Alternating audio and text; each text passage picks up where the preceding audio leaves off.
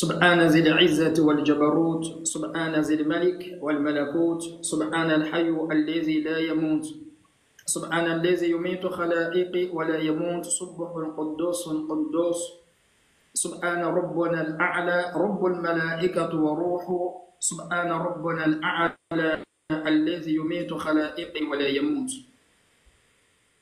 اللهم صل على محمد وعلى أهل محمد كما صليت على إبراهيم وعلى أهل إبراهيم إنك حميد مجيد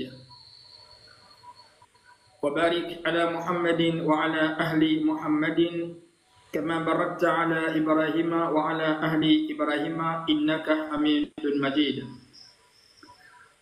Donc, alhamdulillah, toutes les louanges sont à Allah, qui est toujours l'intemporel spatial, qui n'est pas dans le temps, qui n'est pas dans l'espace, qui a créé toutes les créatures sans modèle préexistant. C'est celui qui existe et subsiste par lui-même. Il est unique et son unicité, ce n'est pas comme une paire de chaussures. Une chaussure, mais c'est deux. Allah Khalik, il est le créateur, en dehors d'Allah, tout est créé. Wa Malik, il est le roi. En dehors d'Allah, tout est gouverné. Razik est celui qui est le nourricier, s'occupe de tout le monde.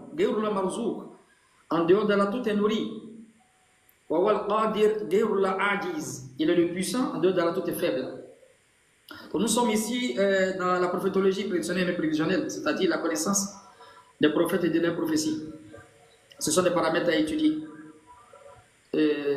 Maître Mehdi Mahmoud disait qu'il faut avoir une connaissance historique pour ceux qui n'ont pas vécu les non contemporains et une connaissance, n'est-ce pas, événementielle pour les contemporains. Et aussi on a besoin de la connaissance géographique pour comprendre le territoire où le prophète a été envoyé. Après la connaissance géographique, on a besoin de la connaissance aussi stylistique pour comprendre les métaphores et les allégories. Et Allah, il a fait venir les prophètes à leur peuple respectif, en fonction de leur aptitude et de leur attitude. C'est-à-dire leur aptitude, leur capacité de comprendre et de concevoir les choses, et leur attitude, leur comportement. Donc on est sur une thématique qui a été répétée dans plusieurs groupes. C'est la première fois qu'on va aborder ça ici, Mohammed sallallahu alayhi wa sallam, dans les livres antérieurs. Il y a la chaîne prophétique. Depuis la nuit des temps, cette chaîne prophétique-là est suivie des prophètes, ainsi de suite, jusqu'au dernier prophète Mohammed sallallahu alayhi wa sallam. Et les prophètes sont considérés comme des gens qu'on appelle les iconoclastes. C'est quoi l'iconoclastie? C'est-à-dire, les prophètes, ils viennent briser les mythes, ils viennent briser les légendes, c'est-à-dire les mauvaises conceptions, les paroles légendaires. Donc, si les prophètes ils sont venus, ils ont été annoncés. Et s'ils ont été annoncés, normalement, quand il y a promesse, il faut qu'il y ait accomplissement. Bon, pour ceux qui ont une compréhension bornée, une vision étriquée, ils croient que le prophète sallallahu alayhi wa sallam n'a pas été annoncé dans les livres antérieurs. C'est ce qu'on va voir aujourd'hui. Donc on va aborder ce point-là avec les connaissances historiques, les connaissances stylistiques, les connaissances géographiques dans les livres antérieurs. Allah dit ils ont dit que le prophète n'est pas un messager.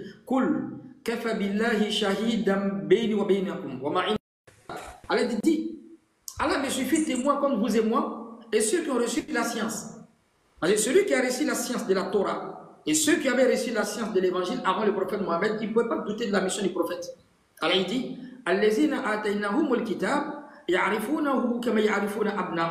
ceux qui connaissent le prophète Mohammed, ils le connaissent, ceux qui ont reçu les livres, c'est-à-dire les juifs, ils connaissaient le prophète Mohammed comme de la manière ils connaissaient leurs propres enfants. À cet effet, il y a un compagnon du prophète même qui était juif, qui s'est converti. Il dit, Wallahi, le prophète, je crois en toi, à ta prophétie, plus que mon propre enfant. On dit pourquoi? Il dit, parce que mon propre enfant, ma femme peut me tromper, mais la Torah ne peut pas me tromper quant à ta venue.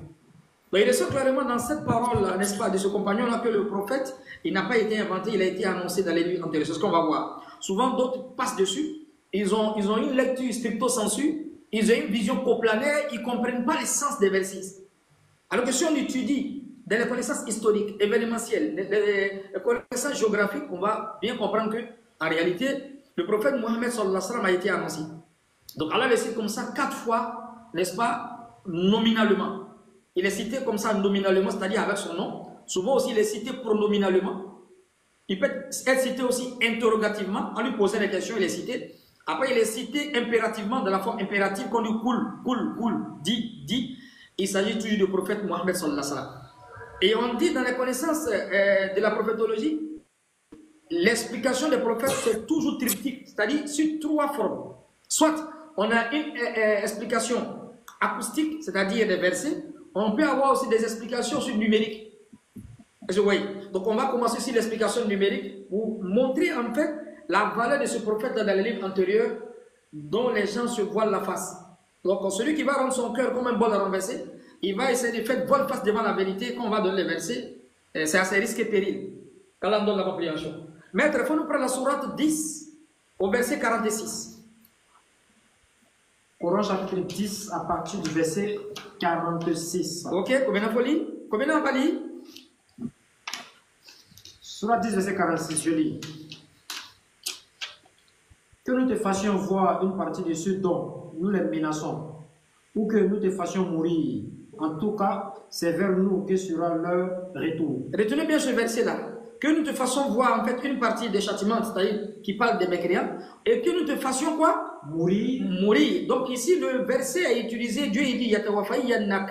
C'est-à-dire si on te fait mourir. Donc Dieu il parle ici de la mort du prophète. On est dans la sourate 10. Le 10 est retenu. Va dans la sourate 13 encore. Au verset 40. Coran chapitre 13 à partir du verset 40. Que nous te fassions voir une partie de ceux dont nous les menaçons. Le même verset encore. Ou que nous te fassions mourir. Donc ici encore, que nous te fassions mourir. Allez, Allah est en train de parler encore ici de la mort du prophète dans la sourate 10, dans la sourate 13. Va dans la sourate 40 au verset 77.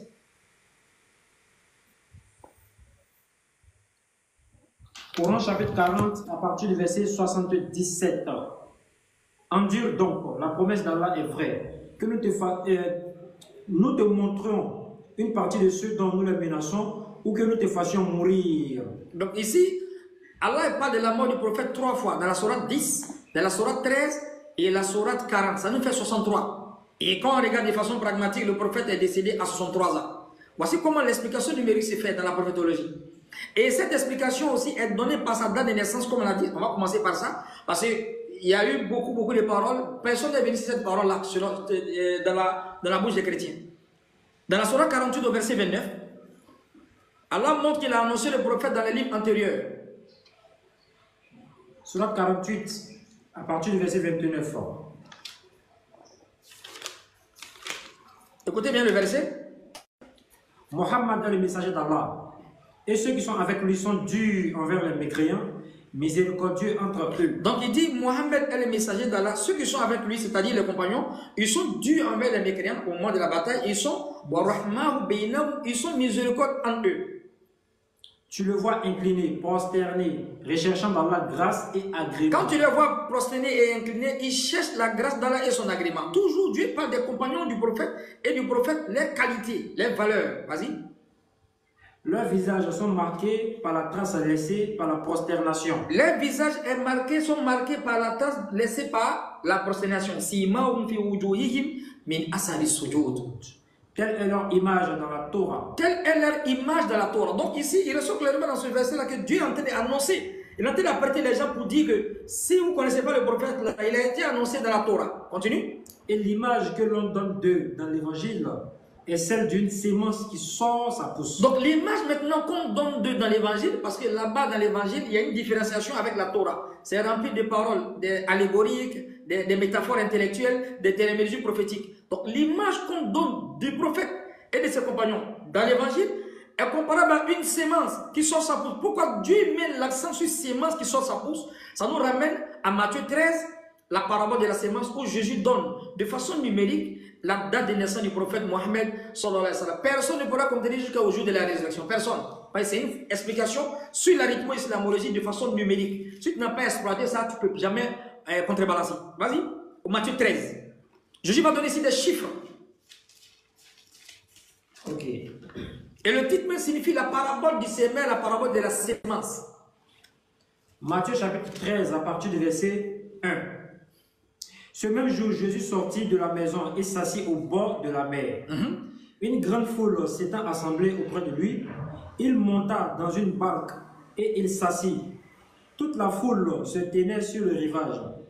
Il leur parla en parabole sur beaucoup de choses. Et il dit, un semeur sortit pour s'aimer, comme il s'aimait, une partie de la sémence tomba le long du chemin. Ok.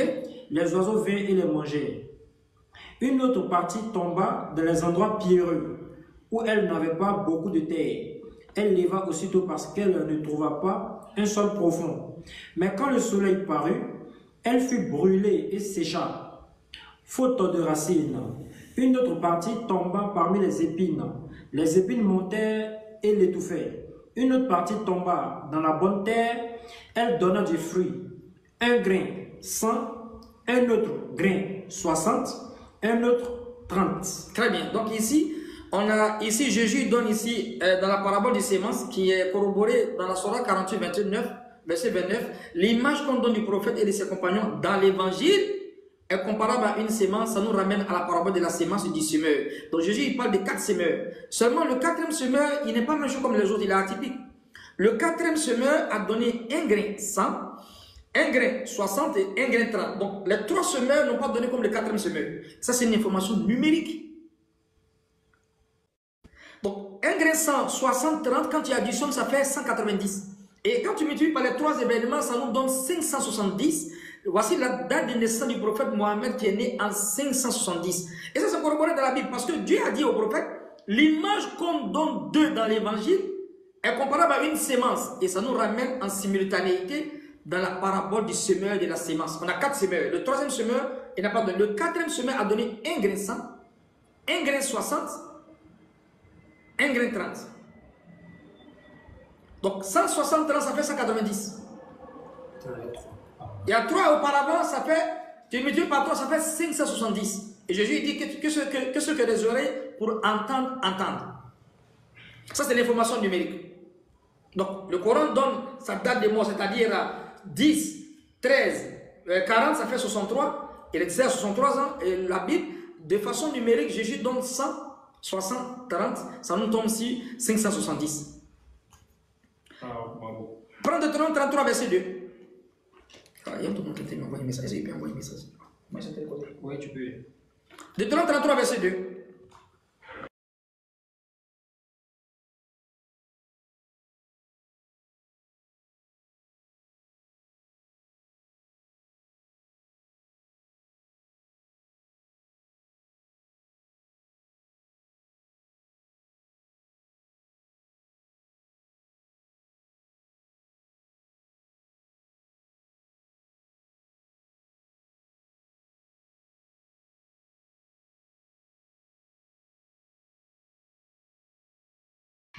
Deutéronome 33, Verset 2. verset 2.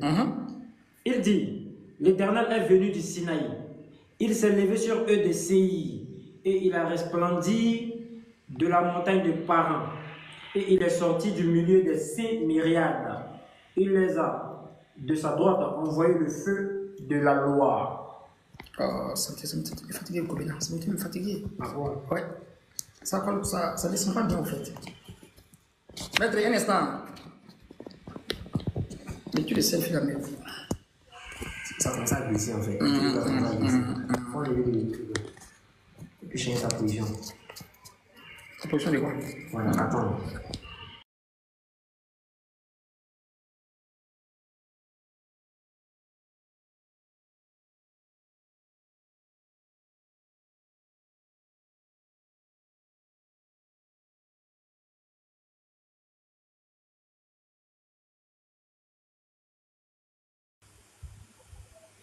Alors, en attendant que le... Ah, c'est bon. Je pense... Donc ici, on rentre maintenant dans la connaissance stylistique. Deutéronome 33, verset 2. Qui est venu du Sinaï, Kobina? L'Éternel est venu du Sinaï. Il s'est levé sur eux des Séir. Il a resplendi de la montagne de Paran. Et il est sorti du milieu des 5 myriades. Donc ici, on dit Dieu vient.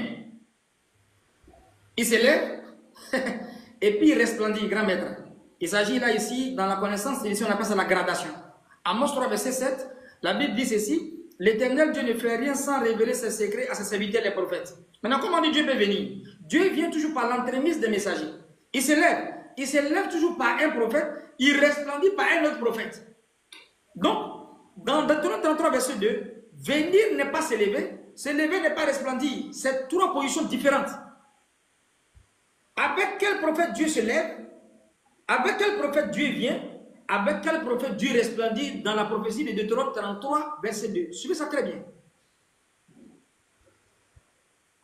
Dieu est venu de Sinaï, il s'est levé sur EDC et il resplendit dans les monts Paran. Donc on a trois situations géographiques ici.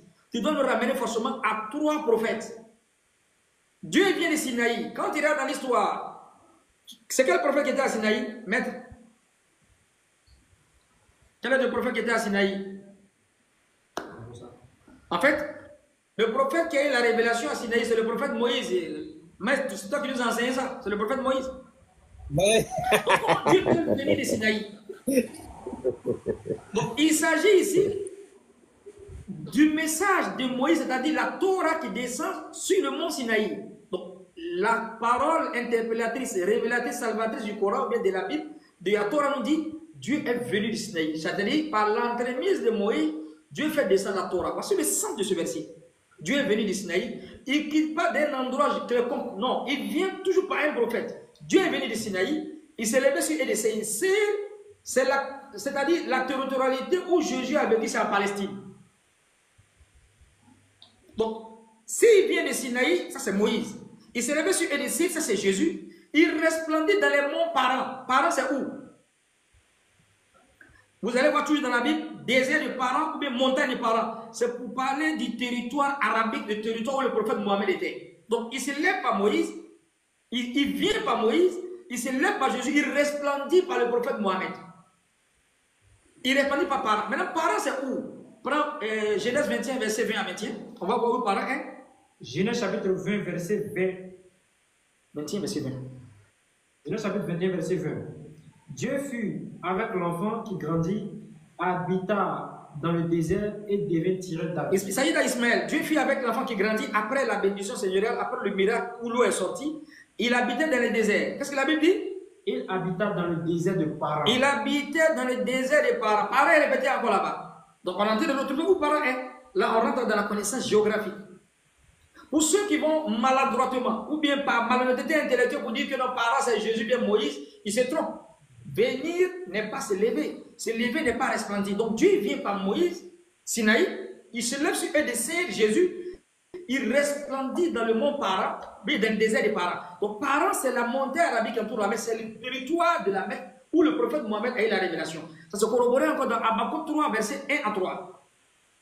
Toujours Paran là-bas encore. C'est le Raïf Martoum ici. Oui, Raïf Martoum. Habakkuk 3, verset 1 à 3. Rapidement, Kobena. Là, on est dans la première prophétie. Il nous donne en fait la connaissance, n'est-ce pas, la connaissance géographique sur le prophète Mohammed sallallahu alayhi wa sallam, n'est-ce pas, notamment sur Paran. Je sais qu'il me fatigue beaucoup aujourd'hui.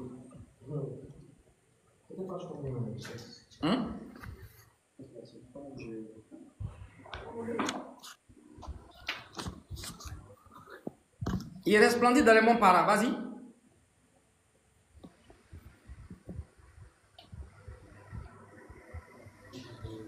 Habakkuk 3, verset 1 à 3.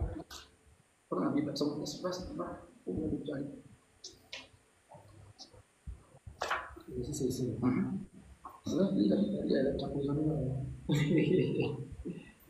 Habakkuk 3, verset 1 à 3.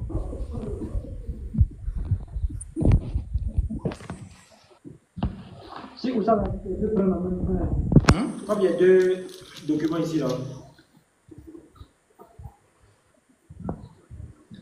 Habakkuk.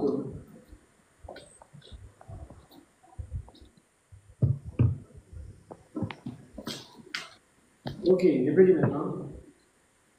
Je lis. Vas-y. Habakkuk 3, verset 2. L'Éternel, j'ai entendu ce que tu as annoncé, je suis saisi de crainte. Accomplis ton œuvre dans la cour des années, ô Éternel. Dans la cour des années, manifeste-la. Verset 3. Dieu vient de Théma. Le Saint vient de la montagne de Paran. Donc ici, il y a un Saint encore qui vient de la montagne de Paran. Donc Paran est cité dans Genèse 21, verset 20. Parrain est cité dans Deutéronome 33, verset 2. Et parrain est cité encore dans Habakkuk 3. Continue, comprends. Habakkuk 3, verset 1 à 3. Vas-y. Continue, continue. C'est comme l'éclat de la lumière, des rayons partent de sa main, la réside sa force, devant lui marche la peste, et la peste est sur ses traces. Il s'arrête de l'œil, il mesure la terre. On continue. Donc, allons dans la compréhension. Donc, ici, on a une situation géographique qui est citée 3 fois. Et cette vérité là encore est corroborée par les Juifs qui avaient le livre d'Habakkuk. Et on voit ça dans le Rohik Martoum. Quand le prophète est rentré à Médine, ils ont donné la même information dans Habakkuk 3, verset 1 à 3, en disant Dieu est venu Dieu est venu de Téman, et le Saint a resplendi dans les monts Paran. Donc, quel est le Saint qui a resplendi dans les monts Paran? Ce n'est pas Jésus, ce n'est pas Moïse, il s'agit du prophète Mohammed sallallahu alayhi wa sallam. Comme les Juifs qui avaient de la Torah, qui avaient la connaissance du prophète Habakkuk, ils ont témoigné cette vérité-là quand le prophète rentrait à Médine, parce que les Juifs vivaient à Médine. Qu'est-ce qu'ils ont dit? Maintenant, cherche vite la partie là. L'entrée des Juifs à Médine.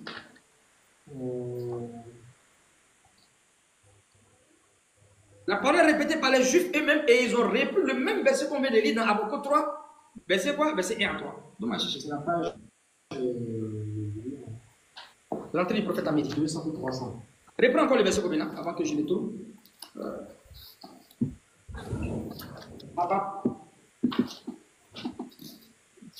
Oui, voici le verset. Lis la partie.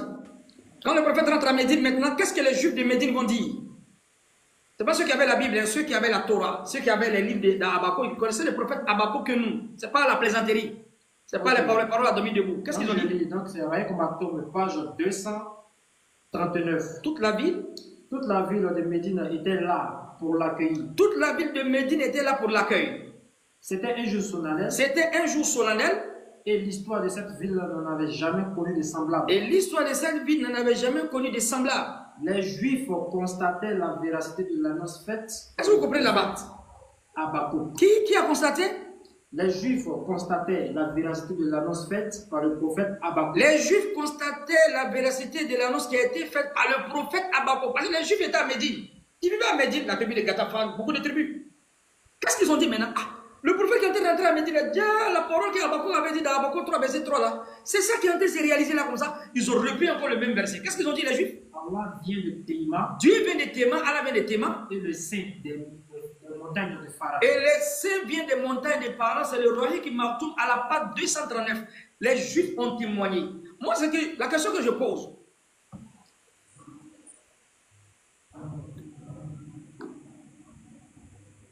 Hein, maître? Lis la partie là encore, mais s'il peut voir à la page 239. Pour ne pas dire qu'ils disent qu'on est en train de tricher.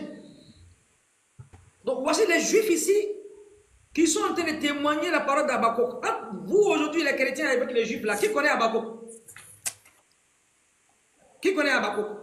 À la page 239. Le prophète rentre à Médine. Les Juifs ils voient que c'est un vrai prophète. Il dit non, déjà, sa mission là ce n'est pas un musulman, c'est un vrai prophète. Donc c'est ce qu'Habakkuk avait dit. Donc la prophétie d'Habakkuk là, ça s'est réalisé devant nous. Hein. Dieu vient de Téma, Allah vient de Téma, le Saint vient de la montagne de Para pour dire que c'est le prophète arabique là qui s'agit de Para dans Deutéronome 33 verset 2. Il s'agit du prophète Mohammed sallallahu alayhi wa sallam. Mais tu as vu non?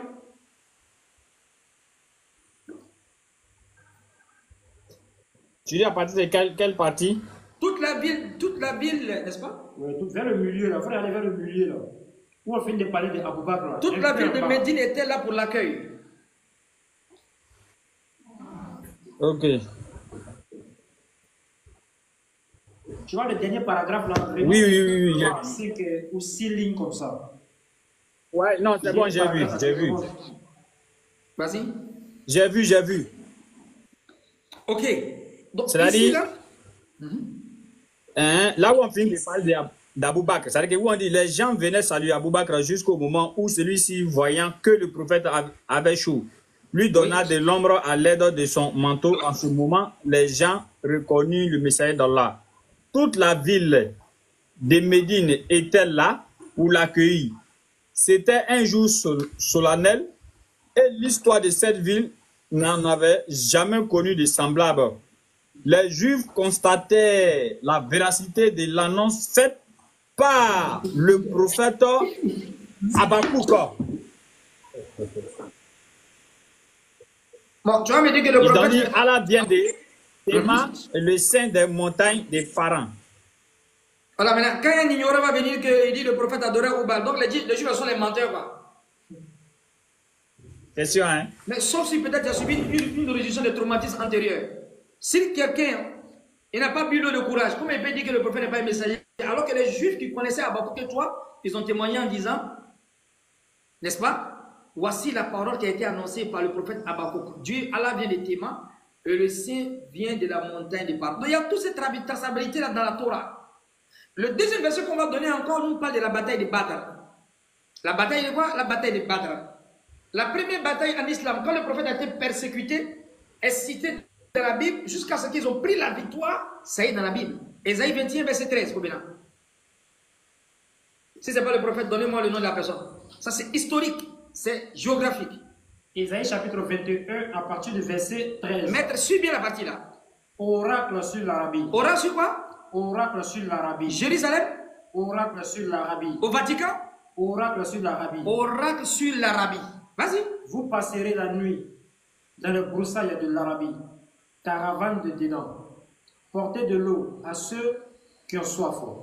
Les habitants du pays de Théma. Théma est répété encore comme dans la manière. Théma est répété dans Habakkuk 3, verset 1 à 3. Dieu vient de Théma. C'est toujours la péninsule arabique. Il s'agit du prophète Mohammed sallallahu alayhi wa sallam. Porte du pain aux fugitifs, car ils fuient devant les épées. Donc ce sont les gens de Théma qui sont en train de fuir. On leur demande de les aider. Devant l'épée nue, devant l'arc tendu, devant un combat acharné. Car ainsi m'a parlé le Seigneur, encore une année. Arrête-toi d'abord. Donc ici, voici les Arabes, les compagnons du prophète, ils vont faire l'émigration. C'est ça que la Bible est en train de dire ici. Et cette vérité-là est dans le Coran. Laisse lire la sourate 14 au verset 30. La sourate 8 au verset 30. Ils ont été persécutés. Après... Le Coran le dit, la Bible le dit. Sourate 8 au verset 30, la sourate le butin au verset 30. Cette même vérité encore citée par le Coran, comme la Bible est en train de dire. Coran chapitre 8 à partir du verset 30. Oui. Et rappelle-toi le moment où les mécréants complotaient contre toi, pour t'emprisonner, ou t'assassiner, ou te bannir. Ils complotaient, mais Allah complote. Et Allah est le meilleur en stratagème. وَإِذْ يَمْكُرُ بِكَ الَّذِينَ كَفَرُوا لِيُثْبِتُوكَ أَوْ يَقْتُلُوكَ أَوْ يُخْرِجُوكَ وَيَمْكُرُونَ وَيَمْكُرُ اللَّهُ وَاللَّهُ خَيْرُ الْمَاكِرِينَ. Quand ils ont complété pour t'assiéger, pour t'expulser, pour te tuer, Allah il a fait une contre-attaque. Donc c'est cette contre-attaque que Dieu est en train de citer ici dans Ésaïe 21, verset 13. Apporter de l'eau aux assoiffés, habitants du pays de Théma, c'est la péninsule arabique, il s'agit du prophète Mohammed. Donc le prophète fuit de la Mecque pour aller à Médine maintenant. Un an après maintenant, ils ont combattu les gens de la Mecque. Continue. La Bible te dit ici, une année après, pour ne pas dire 2 ans après, là on rentre dans la datation. Vas-y. Portez de l'eau à ceux qui en ont soif, les habitants du pays de Théma. Porte du pain aux fugitifs. Oui. Car ils fuient devant les épées. Ils fuient devant les épées. Le prophète a fui avec Abakar Siddiq. Avec tous les compagnons, ils ont fui. Vas-y. Devant l'épée nue, devant l'arc tendu, devant un combat acharné. Car ainsi m'a parlé le Seigneur, encore une année. Encore une année. Comme les années d'un mercenaire. Comme les années des mercenaires. Et s'en est fait de toute la gloire de Kédar. Toute la gloire de Kédar s'est anéantie, ou bien et s'en est fait de toute la gloire de Kédar. Kédar ici, il fait partie des enfants de qui? Suivez-moi la partie là. Mais on rentre là dans la connaissance généalogique. Kédar ici, il fait partie des enfants de qui? D'Ismaïl. Pourquoi Kédar revient à chaque fois? Parce que le prophète, ses ascendants, il y a Kédar dedans. En arabe, on appelle Adnan, Mohamed bin Abdullah, bin Abdul Muttalib, bin Hashim, bin Abdul Manaf, bin Qusay, bin Qilab, bin Murra, bin Kinana, bin Mudrika, bin Louay. Après, bin Adnan, ils sont oubliés. Adnan, c'est Kédar. Donc, comme les gens de la Mecque, ils ont chassé le prophète, un an après, toute la gloire de Kédar, les enfants de la Mecque, là, ce sont les gens de Kédar, c'est-à-dire la famille, les descendants d'Ismaël. Donc toute la gloire de Kédar sera anéantie. Le prophète, la bataille de Badr, ils ont gagné les Arabes de la Mecque. Il s'agit là de la bataille de Badr. On va maintenant sur le pèlerinage, le Hajj, qui est cité encore dans la Torah. Quand on voit Ésaïe, il faut qu'il y ait accomplissement. Quand les gens prennent Ésaïe, comme on appelle 61, verset 1 à 2, où ils disent que Jésus a lu qu'il est rentré dans la synagogue, il a ouvert le livre d'Ésaïe, il dit que aujourd'hui, la parole s'est accomplie. Pourquoi Jésus n'a pas dit que Ésaïe 21, verset 13, c'est lui, ça s'accomplit par lui? On n'a jamais vu Jésus d'en prendre Ésaïe 21, verset 13, ou bien Ésaïe 60, qu'on va lire tout à l'heure pour dire que ça s'est accompli sur moi. Mais seulement Ésaïe 61, verset 1 à 2. Dans Luc, il ouvre, il dit aujourd'hui cette parole s'est accomplie. Si cette parole s'est accomplie, les autres paroles, ça s'est accompli, c'est qui? Question. Ça s'est accompli, c'est qui? Mon micro, je suis muté, moi, je suis en train de dire question ici. Donc il faut que ça s'accomplisse. Parce que Ésaïe, ce n'est pas un petit, ce n'est pas un enfant, c'est un prophète. Donc promesse, accomplissement. Donc ici, qui sont ceux qui ont fui? Un an après, Kéda va chercher quoi ici dans la Bible? Et Orad de l'Arabie va chercher quoi là-bas? Il s'agit là de la bataille historique où les musulmans ils ont atteint les haches d'or. C'est la bataille de Badr. Laisse ça. On va maintenant dans Ésaïe 60 où on parle du pèlerinage à la Mecque. Kéda va ressortir là-bas encore. Alors quand il va dans Genèse 25, verset 13, Kéda fait partie des enfants de qui? D'Ismaël. Ils sont 12 enfants, 12 princes. Va-y. Et Genèse 25, verset 13. Avant on est venir. Genèse, on retourne dans Genèse. Genèse 25, verset 13, vous allez voir le nom de Kéda et puis de Nébéiot.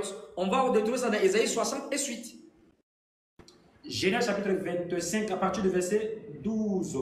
Voici la postérité d'Ismaël, fils d'Abraham, d'Agar l'égyptienne. Écoutez les enfants d'Ismaël. Avait enfanté à Abraham. Voici le nom des fils d'Ismaël.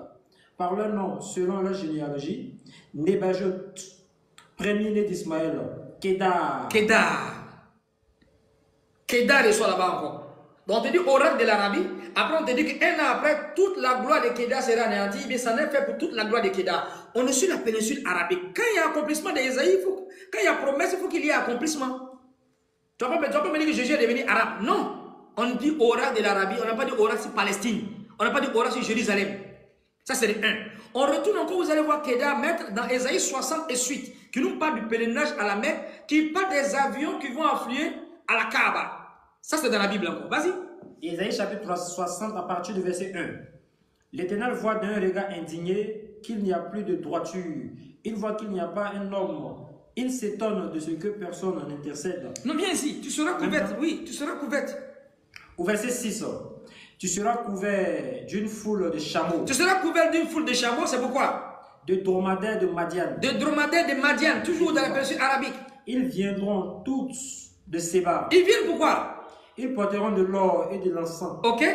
Ils publieront les louanges de l'Éternel. Ils vont publier les louanges. La bayka Allahumma la bayka. Innal hamda wa ni'mata laka wal mulk la sharika lak. La bayka Allahumma la bayka. La bayka la sharika laka la bayka. Innal hamda wa ni'mata laka wal mulk la sharika lak. Vas-y.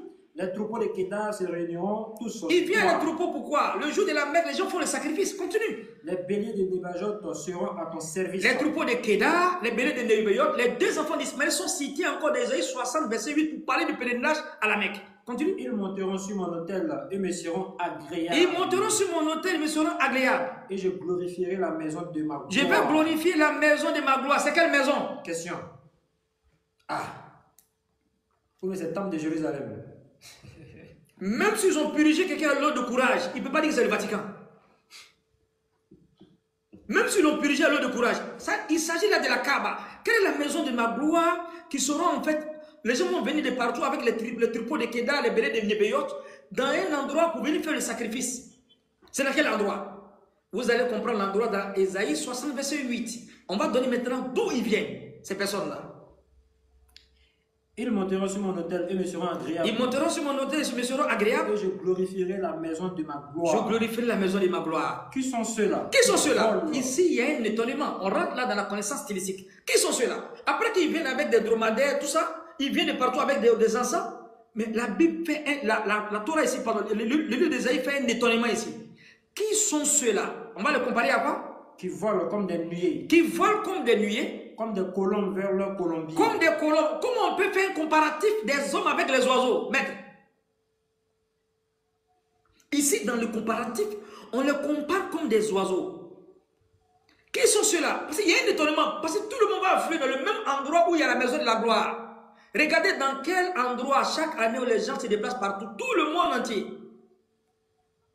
Et la maison de ma gloire, c'est la Kaaba. Pourquoi? Et dans le verset là, on te dit, Qui sont ceux-là qui volent comme des nuées, comme des colombes vers les colombiers? On le compare aux oiseaux. Et les avions qui vont affluer à la Mecque sont cités dans le Coran. Sourate 22, verset 27.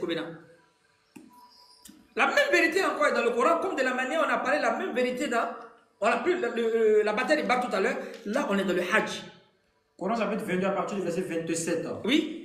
Et fais aux gens une annonce pour le Hajj. Fais aux gens une annonce pour le Hajj. Ils viendront vers toi à pied. Ils viendront vers toi à pied. Et aussi sur toute monture. Sur quoi? Sur toute monture. Sur toute monture. Venant de tout chemin éloigné. Venant de tout chemin éloigné. Donc la Bible fait un comparatif, dit, mais qui sont ceux-là qui volent comme des colombes vers les colombiers? Ce sont les avions qui vont affluer à la Mecque le jour du pèlerinage avec des dromadaires, avec des animaux pour faire le sacrifice. Tu ne vas pas trouver ça quelque part. Jésus n'a jamais dit que ça s'est réalisé par lui. Il s'agit là de l'accomplissement du prophète Mohammed sallallahu alayhi wa sallam. Donc c'est Kedar, Nebeyot, des enfants d'Ismaël, des ascendants du prophète sallallahu alayhi wa sallam. Là on est dans le Hajj. À moins qu'on me dise que l'avion n'est pas une monture, maître. L'avion n'est pas une monture. L'avion c'est une monture. Donc le fait que les gens vont affluer à la Mecque, la Bible te dit ceci. Voilà. Qui sont ceux-là qui volent comme des nuées, comme des colombes vers les colombiers? Si ce n'est pas le prophète Mohammed, il s'agit de qui ici? La maison de ma gloire, il s'agit là de la Kaaba. Parce que tout l'univers doit venir dans cet endroit-là. C'est-à-dire, même s'ils ont des couleurs différentes, des ethnies, des dialectes différentes. Sourate 3, verset 96. Ça, c'est Mohammed sallallahu alayhi wa sallam dans les livres antérieurs. On parle d'abord du Hajj, on a parlé maintenant du pèlerinage. Ça, c'est l'histoire. Coran chapitre 3, verset 96. La première maison qui a été édifiée pour les gens, c'est bien celle de Bakka, la Mecque. Bénie et une bonne direction pour l'univers. Donc ici, Inna awwal baytu wudi alinas lallati bi Bakkata mubarakan hudan lil alamin fihi ayatun bayyinat wa maqama Ibrahim wa man dakhala kana amina. La première maison qui est la cause de la guidée de l'univers, c'est quoi? El Bakka. Une guidée pour l'univers. Donc c'est cette maison, les gens vont quitter partout pour venir affilier là-bas. C'est ça, Isaïe 60, verset 6 dit. Je glorifierai la maison de ma gloire. Quelle est cette maison de la gloire là? Et cette maison a un descriptif. On va laisser maintenant tout. Regarde seulement le descriptif de cette maison là. Regarde le verset.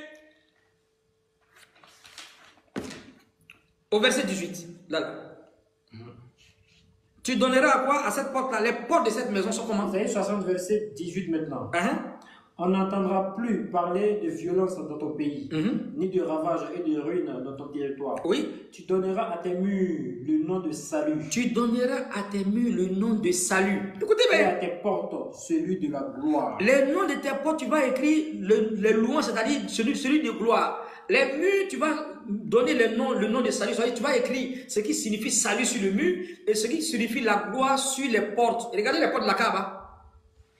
Regardez les portes de la Kaaba. S'il y avait une photo, on allait vous montrer. Toutes les portes de la Kaaba, ce sont des évocations qui ramènent à la grandeur de Dieu. Les salam, le subhanallah, la ilaha illallah. La Bible dit, tu vas donner à tes murs le nom de salut et tes portes le nom de louange et de gloire. C'est quelle maison?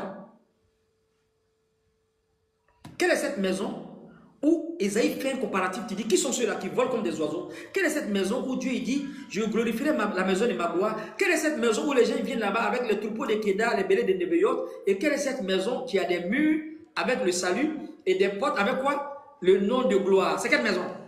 Il s'agit là de la Kaaba. Prends Deutéronome 32, verset 21. Deutéronome 32 à partir du verset 21. Oui. Je lis. Il a choisi. Non. 32, 21. Ouais. Deutéronome 32, verset 21. Ils ont excité ma jalousie. Dieu dit, ils ont excité ma jalousie. Parce qu'il n'est point Dieu. Parce qu'il n'est point Dieu. Ils m'ont irrité par leurs vaines idoles. Ils m'ont irrité par les vaines idoles. Et moi, l'Éternel, j'exciterai leur jalousie parce qu'il n'est point un peuple. Je les irriterai par une nation insensée. Attrapez bien cette partie-là. Attelez-vous à ce mot-là. Ça, c'est le docteur Abdelmajid qui nous a enseigné ça il y a très longtemps. Hein? Ici, c'est une prophétie encore qui parle des Arabes. À moins qu'on me dise que la nation insensée, encore, ce sont les Juifs. Les Juifs n'ont jamais été insensés parce qu'ils ont eu beaucoup de prophètes. Ils ont eu beaucoup de prophètes. Dieu les a gâtés avec les prophètes. Ce sont des bébés gâtés. C'est-à-dire ils ont tellement eu des prophètes. Jusqu'à quand ils ont désobéi, ils ont tué même des prophètes. Tellement ils ont beaucoup. Ils ne connaissent plus encore la valeur. Ils ont adoré les idoles, ils ont désobéi à Dieu. Dieu il dit, ils ont excité ma jalousie. J'exciterai aussi les jalousies par ce qui n'est pas un peuple. Pourquoi? Pourquoi ce n'est pas un peuple? C'est un peuple, ils ne sont pas un peuple. Pourquoi? Parce qu'en réalité, ils ne sont pas civilisés. Ce sont des peuples qu'on ne peut pas les gouverner. Ce sont les Arabes. Une nation insensée. Allah dit la code manallah ala al-mu'minin. Certes, Allah a fait une grâce aux croyants. Quand il a fait sortir un prophète d'entre les leurs, il va venir lire les signes. Il va les purifier. C'est parce qu'ils sont impurs. Il va les purifier, c'est parce qu'ils sont impurs. La dépravation des mœurs, l'obscurantisme total. Le prophète va venir les purifier. Le contenu de la purification, c'est quoi? Que ce qui est impur.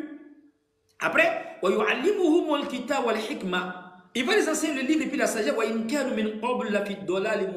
Bien qu'auparavant, ils étaient dans un égarement évident. Donc, ils ne sont pas un peuple. C'est une nation insensée. Quelle est cette nation insensée là? Question. Quelle a pu parler? C'est quelle nation? Et qui est la cause de la jalousie aujourd'hui. La nation insensée qui est la cause de la jalousie des Juifs, c'est quelle nation? Si ce n'est pas la nation arabe. Raison pour laquelle Jésus ne pouvait pas se permettre de dire que non, il s'agit de... Jésus, quand il vient trouver en fait, étant donné que la prophétie a été faite par Moïse, Jésus ne peut pas se permettre pour dire que cette nation sont les Juifs. Pourquoi? C'est un peu illogique. Le fait de dire que Dieu va utiliser encore une nation insensée parmi les Juifs pour encourir la colère des Juifs, ça devient illogique. Quelle est cette nation insensée qui va encourir la colère des Juifs? Quelle est cette nation? Maître, quelle est cette nation? Bon, ici, il y a une nation insensée qui n'est même pas un peuple. Ils ne sont même pas considérés. C'est eux, n'est-ce pas, qui vont encourir la colère des Juifs. Dieu va exciter les jalousies en utilisant ce peuple-là. Ils ne sont pas considérés. On les appelle les chiens du désert. On ne pouvait même pas les gouverner. Les compagnons, ils pouvaient se frapper à cause même des moutons, se tuer à cause des moutons. Et les compagnons même, ils ont dit, le prophète nous a vidés, il nous a remplis. Il nous a vidés de l'obscurantisme. Il nous a remplis avec les bonnes mœurs, avec la foi.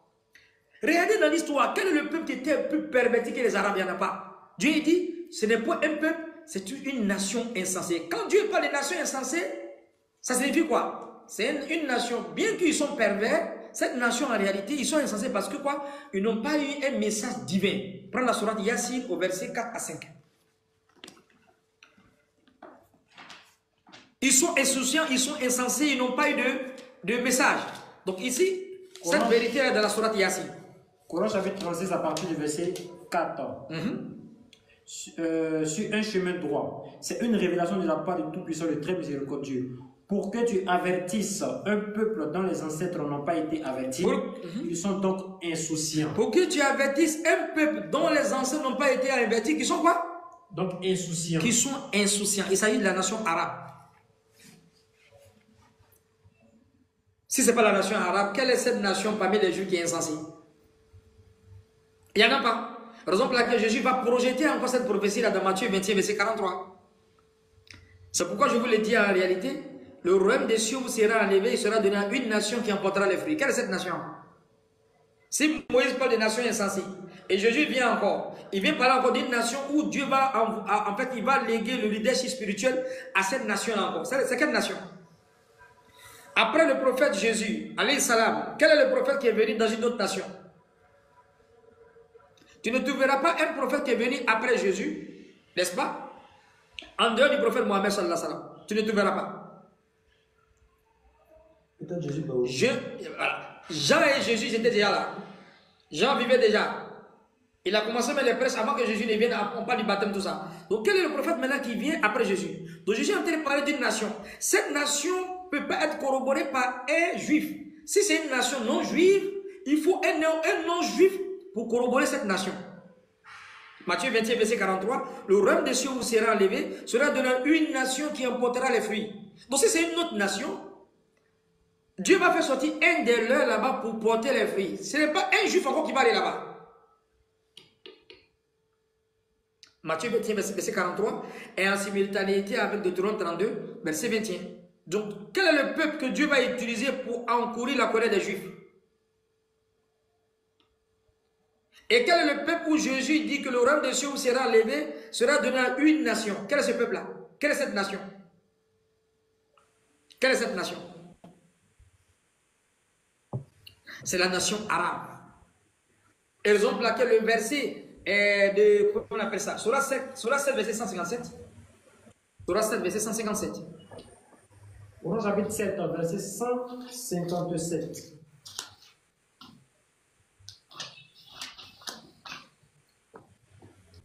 Je lis. Ceux qui suivent le message et le prophète illettré, qu'ils trouvent écrit mentionné chez eux dans la Torah et l'évangile, ils leur ordonnent le convenable, le défaut, le blâmable, leur incite les bonnes choses, les interdit les mauvaises, et leur ôte le fardeau et les jougs qui étaient sur eux. Ceux qui croiront en lui, le soutiendront, lui porteront secours, et suivront la lumière descendue avec lui, ceux-là seront les gagnants. Il s'agit là du prophète arabe. Lis la sourate Juma au verset 3. هو الذي بعث في الأميين رسولا منهم يتلو عليهم آياته ويزكيهم ويعلمهم الكتاب والحكمة وإن كانوا من قبل لفي ضلال مبين. C'est lui, chapitre 62, à partir du verset 2. C'est lui qui a envoyé à des gens sans livre, en parenthèse des Arabes, un messager de leur qui leur récite le verset. Des gens quoi? Sans livre. C'est pour ça la Bible te dit qu'ils sont la nation insensée. Ils n'ont pas eu de livre. Ils sont insensés, insouciants. Continue. Un messager de leur qui leur récite ces versets. Un messager de leur qui les récite des versets. Les purifie. Il va les purifier, pas ils sont impurs. Il les enseigne le livre de la sagesse. Il va les enseigner le livre et puis la sagesse. Bien qu'ils étaient auparavant dans un égarement. Bien qu'auparavant ils étaient dans un égarement clair, manifeste. C'est quel peuple? La nation juive n'a jamais été insensée. Donc Matthieu 26, verset 43, le royaume des cieux vous sera enlevé, sera donné à une nation qui emportera les fruits. Quelle est cette nation? Question. Quelle est cette nation? Je vous prends encore, prends Jean 1, verset 20. Les juifs attendaient 3 personnes. Jean 1, 20, je sais pas ça? Ils ont posé 3 questions à Jésus. À Jean plutôt. 3 questions. Parce qu'ils attendaient 3 personnes en fait distinctes. Donc l'une ne ressemblait pas à l'autre. Jean chapitre 1 à partir du verset 18. Personne n'a jamais vu Dieu, le Fils unique qui est dans le ciel. Jean 1, 20. Ouais. On lui pose la question, es-tu? Voici le témoignage de Jean. Voici le témoignage de Jean. Lorsque les Juifs envoyaient de Jérusalem des sacrificateurs et des Lévites pour lui demander, toi, qui es-tu? Il déclara, et il n'y a point, il déclara qu'il n'était pas le Christ. Les Juifs sont venus demander pourquoi. Parce qu'ils attendaient 3 personnes. Il y a 3 personnages en fait, dans leur histoire, tout le monde les attendait. Parce qu'ils avaient des récits. Habakkuk a témoigné. Si Habakkuk, maître, on a lu tout à l'heure, là, quand le prophète rentrait tout à l'heure, les Juifs qui avaient les livres d'Habakkuk, il dit, donc voici le prophète annoncé par le prophète Habakkuk là. Dieu est venu des témoins, le ciel vient de la montagne, il parle. Donc ils attendaient 3 personnages. Vas-y, es-tu qui? Il déclara, et il n'y a point. Il déclara qu'il n'était pas le Christ. Ils ont demandé si c'était le Christ. Il dit, je ne suis pas le Christ. Pourquoi ils ont demandé? Parce qu'ils attendaient le Christ. Et il lui demandait, quoi donc? Es-tu Élie? Tu es Élie? Et il dit, je ne le suis point. Il dit, je ne suis pas Élie. Parce que dans la connaissance, Élie a été monté. Il n'est pas venu. Donc, est-ce que tu es Élie encore? Parce qu'il doit descendre. Il dit, je ne suis pas Élie. Continue. Es-tu le prophète? Es-tu le prophète? Et il répondit, non. Qui est Élie? Qui est le Messie? Le Christ? Qui est le prophète? Le Christ n'est pas Élie. Élie n'est pas le Christ. Le prophète n'est pas Élie. Le prophète n'est pas le Christ. Le prophète n'est pas Élie. C'est 3 personnages distincts. Il lui dit alors, qui es-tu? Afin que nous donnions une réponse à ceux qui nous ont envoyés. Que dis-tu toi-même? Et dans ça, Jésus a expliqué. Jésus a expliqué dans la forme parabolique, il dit que ça dit Élie, celui qui cherche Élie bien plus que Élie c'est Jean-Baptiste. Si Jésus a collé comme ça, donc Élie c'est Jean-Baptiste. Il va rester qui maintenant? Le Christ et puis le prophète. Le Christ c'est qui? Il faut prendre un fou qui marche nu même. Tu as demandé qui est le Christ? Il va dire c'est Jésus. Si Élie c'est Jean-Baptiste, dans l'explication de Jésus, si le Christ c'est le prophète, si le Christ c'est Jésus, et le prophète là c'est qui? Es-tu Élie? Oui. Es-tu le Messie? Es-tu le prophète? Vas-y. Matthieu chapitre 11, à partir du verset 12. Depuis le temps de Jean-Baptiste jusqu'à présent, le royaume des cieux est forcé, et ce sont les violents qui s'en emparent. Car tous les prophètes et la loi ont prophétisé jusqu'à Jean. Et si vous voulez le comprendre, c'est lui qui est Élie devant venir. Donc c'est lui qui est Élie devant venir. Donc ici, Jésus est en train de dire que Élie, c'est Jean. Il va rester combien de personnages? Maître? Deux. Le prophète et le Christ et puis le prophète. Lui qui dit le Christ et le prophète, c'est un sorcier. C'est la sorcellerie qu'il fait. Le Christ n'est pas le prophète n'est pas le Christ. Donc le Christ c'est Jésus. Maintenant, si le Christ c'est Jésus, et Jésus dit que Jean-Baptiste c'est Élie, et le prophète c'est qui? Question. Afala Taqilou. Le prophète c'est qui? Il y a un savant qui expliquait, lui, tellement c'était le prophète Mohammed, il suffisait de dire le prophète pour savoir que c'est le grand prophète qui va venir. Même les chrétiens qui m'ont dit, mais on dit le prophète a marié 9 femmes. Est-ce que les autres ne sont pas prophètes? Les chrétiens, même quand ils vont dire le prophète, c'est son nom en fait. Et tous les noms musulmans l'appellent comme ça. Le prophète a fait, le prophète a fait. Est-ce que les autres ne sont pas le prophète? C'est son nom. Article défini, le prophète. Donc ici, il y a une prophétie qui cherche trois personnages. Si Jean-Baptiste c'est Élie, si Jésus c'est le Christ, le prophète c'est qui? Peut-être que tu vas mettre ton cerveau si vibrer, tu ne pourras pas contrebalancer ça. Donc voici des versets qui peuvent se passer de commentaires. Et là on va rentrer maintenant dans les explications cosmologiques et puis quoi? Eschatologiques. Lis Deutéronome 18, verset 18.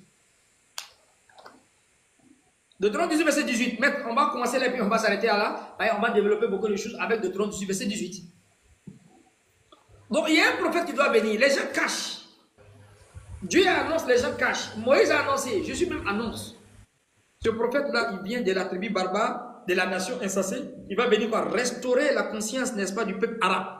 Deutéronome 18, verset 17. L'Éternel me dit, ce qu'ils ont dit est bien. Je les susciterai du milieu de leurs frères un prophète comme toi. Je mettrai mes paroles dans sa bouche et il leur dira tout ce que je leur commanderai. Et si... Donc ici, un prophète comme toi, on rentre dans un comparatif d'égalité. Moi, en fait, c'est vraiment un cataclysme dans la compréhension des gens. Quand les gens, ils attribuent la divinité à Jésus, il est mort ressuscité. Et vous prenez ce verset encore maladroitement, vous venez dire encore que Moïse est comme Jésus. Moïse n'a jamais été comme Jésus. Deutéronome 14, verset 30. Il n'y aura plus de prophète en Israël comme Moïse. Il n'a jamais été comme Jésus. Moïse a apporté une loi. Jésus n'a pas apporté une loi. Jésus est venu réformer la loi de Moïse. Matthieu 5, verset 17. Les deux prophètes étaient législateurs, c'est Mohamed et puis Moïse.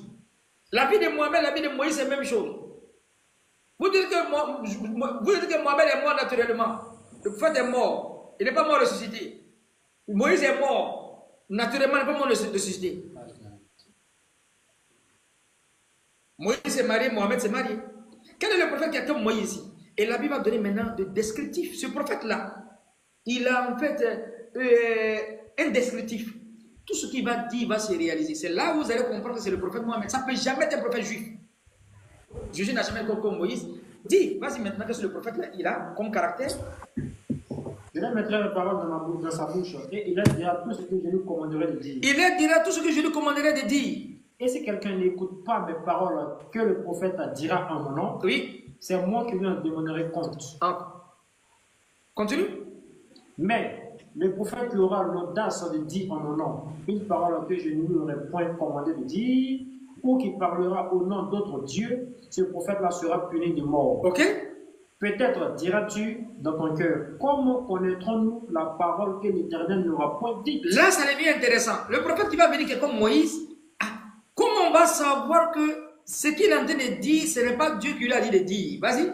Quand ce que dira le prophète n'aura pas lieu. Écoute bien, maître Atsonba. Quand ce que le prophète dira ne va pas se réaliser, et n'arrivera pas, ce sera une parole que l'Éternel n'aura point dite. Ce sera une parole que l'Éternel n'aura point dite. Donc le descriptif du prophète là, quand il va dire une chose que Dieu ne lui a pas dit, la chose ne va pas se réaliser. Quand il va dire, quand il va contrôler de façon pragmatique, on va voir que non, il ne dit pas la vérité, c'est un faux prophète. Mais tout ce qu'il va dire, que Dieu lui a dit de dire, quand il va dire cette chose-là, cette chose va se réaliser. Là, on rentre dans la cosmologie, maître.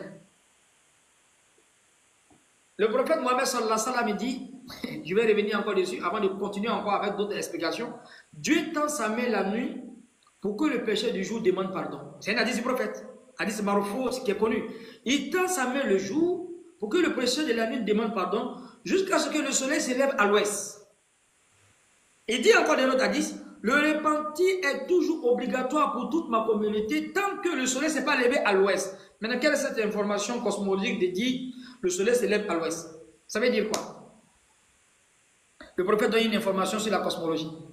Parce que là, on rentre là dans le mouvement de rotation rétrograde. C'est le prophète qui est en train de montrer qu'un jour le soleil va se lever où? À l'ouest. À l'ouest. Il n'y a pas un prophète qui l'a dit. Il n'y a pas un prophète. Maintenant, si le prophète il est en train de dire ça, si ça ne se réalise pas, c'est que c'est un faux prophète. Mais si ça va se réaliser, c'est que c'est un vrai prophète. Maintenant, comment ça va se réaliser? Étant donné que la Terre est une planète, elle a un mouvement rotatoire, malgré sa rotondité, elle a un mouvement rotatoire, la Terre va tourner dans le sens contraire. C'est le prophète qui donne une parole indirectement comme ça. Parce que tant qu'elle fait un mouvement, automatiquement le soleil va se lever à l'ouest. Mais elle fait le mouvement rotatoire contraire, le soleil est obligé de se lever à l'ouest. Et le prophète est le seul qui a dit ça. Donc les savants, ils ont étudié. Le professeur Dimitri Kulikov est russe. Est russe. Il s'est converti en même temps. Il dit Mohamed ne peut pas savoir qu'il a ce qu'on appelle le mouvement rétrograde. Parce que les planètes tournent dans un sens de façon aléatoire. Elles vont tourner dans le sens contraire. Qui a dit ça au prophète? La Bible dit tout ce que Dieu va lui dire de dire, si ça se réalise, c'est ce qui est en réalité. C'est un vrai prophète, maître. Donc, une information cosmologique que le prophète donne dans les hadiths, dans Babul Tawbah, du chapitre du repentir. Et ils ont découvert, comme je le disais la dernière fois, ils ont découvert que toutes les planètes, vont changer de sens de façon aléatoire. Et la première planète qui a commencé à faire le mouvement rétrograde, c'est la planète Mars. Ça s'est passé le 25 juillet 2003. Les savants de la NASA ont découvert que la planète Mars s'est en train de ralentir, elle s'apprête à changer dans le sens contraire. Et ça s'est passé pendant 2 mois, n'est-ce pas? Ça a pris cours depuis septembre. À partir du 30 juillet 2003, la planète Mars a commencé à tourner dans le sens contraire. Donc le soleil a commencé à se lever à l'ouest. Toutes les planètes vont régir à cette loi. Étant donné que la Terre est une planète, la Terre est obligée de prendre le sens contraire. On appelle ça le mouvement rétrograde. Celui qui a pris son oiseau pour aller qu'il manque, il ne peut pas comprendre ça.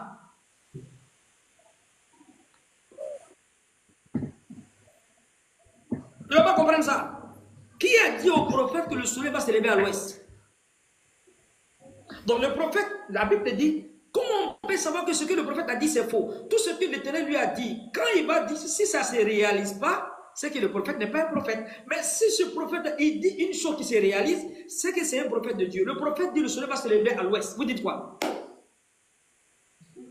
وَمَا مُحَمَّدٌ إِلَّا رَسُولٌ قَدْ خَلَتْ مِنْ قَبْلِ الرُّسُلِ أَفَإِنْ مَاتَ أَوْ قُتِلَ انقلبتم على أعقابكم ومن ينقلب على عقبيه فلن يضر الله شيئا وسيجزي الله الشاكرين من كان محمد أبا أحد من رجالكم ولكن رسول الله وخاتم النبيين وكان الله بكل شيء عليما والذين آمنوا وعملوا الصالحات وآمنوا بما نزل على محمد صلى الله عليه وسلم محمد رسول الله والذين معه أشداء على الكفار رحمه بينهم تراهم ركعا سجدا يبتغون فضلا من الله ورضوانا سيماهم في وجوههم من أثر السجود ذلك مثلهم في التوراة ومثلهم في الإنجيل كزرع أخرج شطأه فآزره فاستغلظ فاستوى على سوقه يعجب زرعا ليغيظ بهم الكفار وعد الله الذين آمنوا وعملوا الصالحات منهم مغفرة وأجرا عظيما. Coran الكريم. Il est cité pronominalement, il est cité nominalement, il est cité interrogativement, il est cité impérativement, comme le dit Maître Mehdi Mahmoud. Donc le prophète ici donne une information sur le mouvement rétrograde. Ça c'est le 1. Donc ça montre que ce que l'Éternel lui a dit, ça va se réaliser, c'est que c'est un vrai prophète. Qui a dit au prophète que le soleil va se lever à l'ouest? Et les savants ont démontré qu'un jour dans la cosmologie, quand on étudie l'eschatologie dans la cosmologie, le soleil va se lever à l'ouest. Première information. Deuxième information, dans le discours coranique, la Bible te dit ceci, dans Deutéronome, tout ce que le prophète Dieu n'a pas dit à ce prophète ne va pas se réaliser. Mais si Dieu lui a dit, cette chose va se réaliser. Le prophète dit, sallallahu alayhi wa sallam, dans le Coran, c'est-à-dire quand le prophète il recevait la révélation, il y a un verset qui parle de quoi? De la mort thermique de toute matière. On appelle ça le Big Freeze. Le Big Freeze, c'est la mort thermique de toute matière, c'est-à-dire des éléments subatomiques aux éléments macrocosmiques. Des éléments subtils et manifestes, les créatures, on appelle ça un Big Freeze, la mort thermique. C'est-à-dire, les étoiles, les lumières, les énergies vont finir. Mais le soleil est en train de dégrader en énergie. La réaction thermonucléaire se fait aujourd'hui. Chaque 11 ans, on voit des taches noires sur le soleil. Parce que la lumière diminue un peu, l'énergie diminue. Étant donné que le soleil transforme l'hydrogène en hélium, elle a déjà transformé plus de 28%. Il reste 70%. Et chaque 11 ans, les cosmologiques ils appellent ça la tache solaire. Donc ils sont obligés de voir une tache noire sur le soleil. Chaque 11 ans, le soleil est en train de s'obscurcir. Alors il dit, Isa Shamsoko Wirat. Le jour que le soleil va s'éteindre. Qui a dit ça, Mohamed? Question. Qui a dit ça au prophète Mohamed? Le prophète dit sallallahu alayhi wa sallam, Inna lezina, Allah dit dans le Coran, Inna lezina kafaru bi ayatina, sawfa nuslihim nara, kullama najida duluduhum, baldannahum duludan ghayraha, yazukul azab. Mohamed ne s'arrête pas là. En plus des informations cosmologiques, il nous donne des informations sur la dermatologie. La Bible te dit, tout ce qu'il va dire, si l'Éternel lui a pas dit, cette chose ne va pas se réaliser. Le prophète dit quand les gens sont suppliciés dans l'enfer, quand ils sont suppliciés, c'est-à-dire la peau est brûlée jusqu'à quoi? Se transformer en lambeaux, arriver à un niveau maintenant, il ne s'entend plus encore la douleur. Raison pour laquelle le Coran dit, chaque fois, on va faire quoi? On va mettre une nouvelle peau sur encore. Et ce verset-là donne une information dermatologique, parce qu'avant, les gens de l'anatomie humaine, les savants, ils disaient qu'en fait, le cerveau était le réceptacle des douleurs. Mais en réalité, le responsable de douleur, c'est la peau. C'est-à-dire les trois couches, le derme, l'épiderme puis l'hypoderme. Et quand c'est calciné, en réalité, l'homme ne sent plus encore la douleur. Donc c'est ça le Coran te dit. Chaque fois qu'on va mettre une peau, si c'est brûlé, on va remettre une peau sur encore. Pourquoi remettre une peau? Parce qu'en réalité, l'homme de l'enfer ne va rien sentir. Le professeur Tadjasson, japonais, il dit non, il m'a même converti. Parce que Mohamed, personne ne peut lui dire ça. C'est pas Dieu qui a créé. Si ce n'est pas Dieu qui lui a donné ça, comment il peut avoir cette information depuis au 7e siècle? Mais aujourd'hui, quelqu'un qui a pris son naseau pour le qu'il manque, il dit Mohamed n'est pas prophète.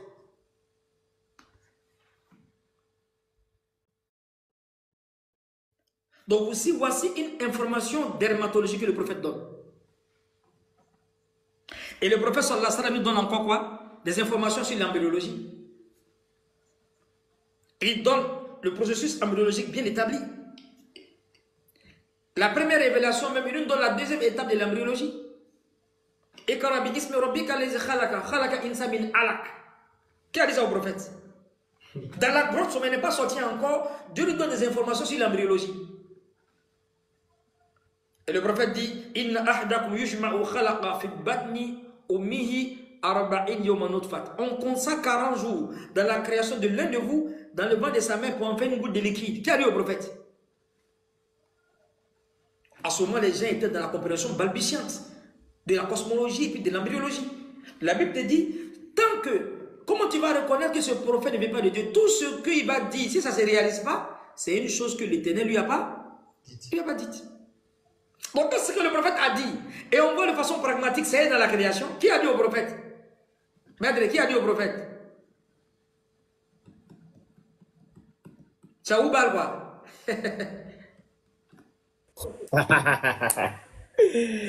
Tu sais, à chaque fois, il me mute. Donc, quand il parle, tu n'entends pas. Et qui a dit au prophète? Quelqu'un qui a une médiocrité de la foi, sa foi est dans un état de délabrement avancé, il est dans l'obscurantisme total. Il veut dire que le prophète a adoré Oubal. C'est Oubal qui lui a dit ça là. Il faut mettre ton cerveau aussi vibrer pour dire ça. Inna ahadakum yujma'u khalaqa fi batni ummihi arba'in yawman nutfat. On consacre 40 jours dans la création de l'un de vous dans le ventre de sa mère pour en faire une goutte de liquide. Qui a dit au prophète 40 jours? Summa yakunu ala katamis lazari. 40 jours devient quoi? Un caillou de sang. Summa yakunu mudghatan mis lazari devient une boule de chair. Après, maintenant, elle va devenir comme quelque chose qui s'accroche, elle alak. Tous les tables que le prophète a dit, goutte de sperme, caillou de sang. Après, il va devenir, comment on appelle ça? Comme quelque chose qui s'accroche. On va parler des clivages, des segmentations. On se subdiviser une censure, tout ça. Qui a dit ça au prophète? La Bible dit, comment tu vas reconnaître que ce qu'il a dit ne vient pas de Dieu? Tout ce qu'il va dire, si ça ne se réalise pas, si ça ne se tombe pas, c'est que c'est une chose que l'Éternel ne lui a pas dit. Si ça tombe maintenant, qui lui a dit?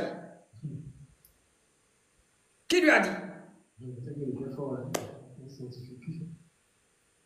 Il donne des informations sur la dermatologie, sur l'embryologie, la cosmologie. Même la météorologie, c'est-à-dire même le temps, la datation. Prends Sourate 18, verset 25. Il y a un miracle encore coranique là-bas encore qui sort, Sourate 18, verset 25. C'est la plaisanterie, le fait de dire que le prophète n'est pas un messager, c'est la plaisanterie. Les gens, ils ne comprennent pas les choses. Coran chapitre 18, verset 25 dit, or, ils demeuraient dans leur caverne 300 ans et aujourd'hui 9 ans. Ils ont demeuré dans leur caverne combien de temps, 300 ans et en ajoutaient 9 ans. Wasdadu tis'a. Allahu Akbar. Dieu il dit les gens de la caverne, ils ont demeuré là-bas 300, on a ajouté 9. Mais ça fait combien? 309. Si ça fait 309, pourquoi Dieu a séparé 300 et puis 9? Dieu donne les deux calendriers comme ça. Calendrier lunaire solaire. Le calendrier lunaire solaire, il y a 11 jours de différence. Combien il faut prendre 300 multiplié par 11? Ça donne combien? Ça c'est calcul rapide. Hein? Ça c'est Mohamed, calcul rapide.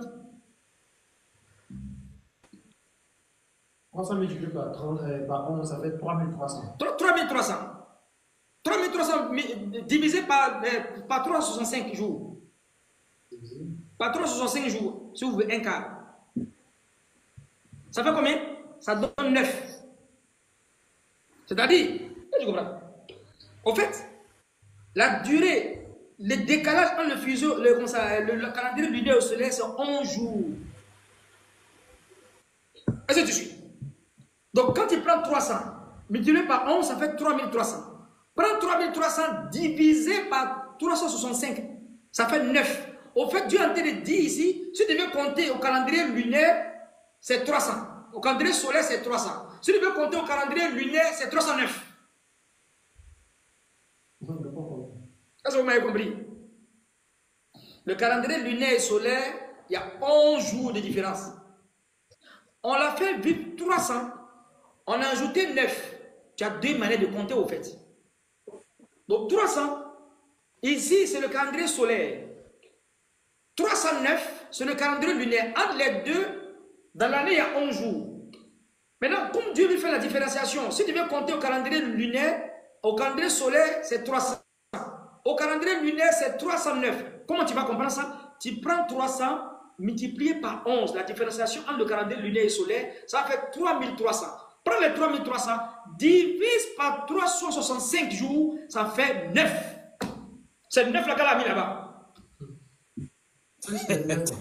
Plus le 9. Maître, le prophète sallallahu alayhi wa sallam, ses connaissances qu'il a données, celui qui a pris son argent par lui, qu'il manque, il ne peut pas comprendre.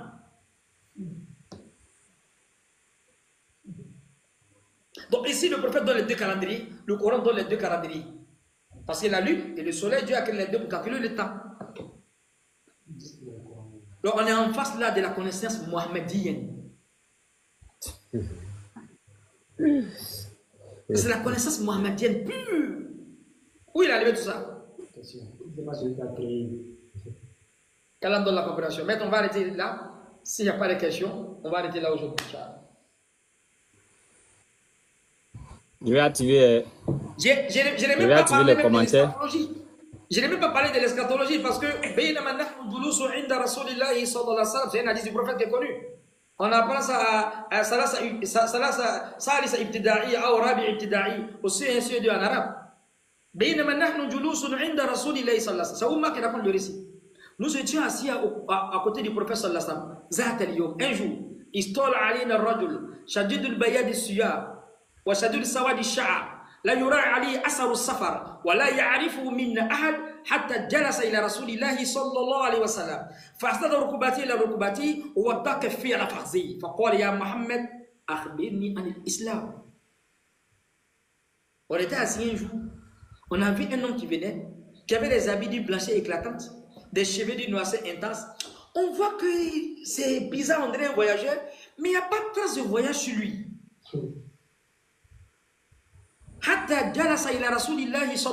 Il s'est agenouillé devant le prophète. Il a mis ses genoux en face des genoux du prophète. Il a pris ses mains, il a tapé les genoux du prophète. Mohamed, l'islam, c'est quoi même? فقال رسول الله صلى الله عليه وسلم الإسلام أن تشهد أن لا إله إلا الله وأن محمد رسول الله. L'islam c'est d'attester qu'il n'y a aucune divinité à part Allah et que je suis le Messie d'Allah. وتقيم الصلاة, de faire la prière, de faire la zakat. وتصوم رمضان وتحج البيت إن استطاع إليه سبيلا. وتؤتي الزكاة plutôt. قال صدقت.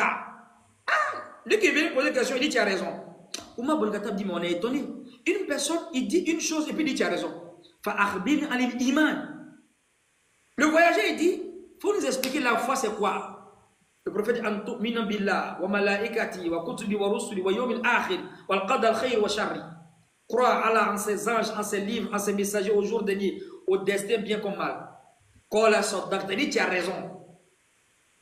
Fa'akhbirni ani sa'a. Faut nous informer, la fin du monde c'est quand? Il dit, l'interrogé n'est pas plus savant que celui qui interroge. C'est-à-dire, Jibril, moi, je ne connais pas, toi, tu ne connais pas aussi. Il dit, montre-moi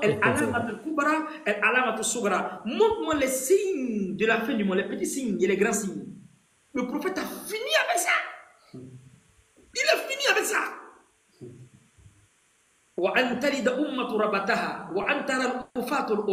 Le prophète dit, lorsque tu vas voir la femme va enfanter sa maîtresse, c'est le signe de l'eschatologie. Et tu vas voir des signes de l'eschatologie dans les livres. Le livre de Moussa, Istidal Yom Ma'ad. Istidal Yom Ma'ad, il s'est compilé avec deux savants. Il pense qu'il veut dire Ajas Kalani avec l'autre savant. Le livre aussi, il ne faut pas commencer avec Zadul Ma'ad. Après quel livre encore? Alamatul Kubra, Alamatul Sugra. Les petits signes et puis les grands signes. Le prophète détaille.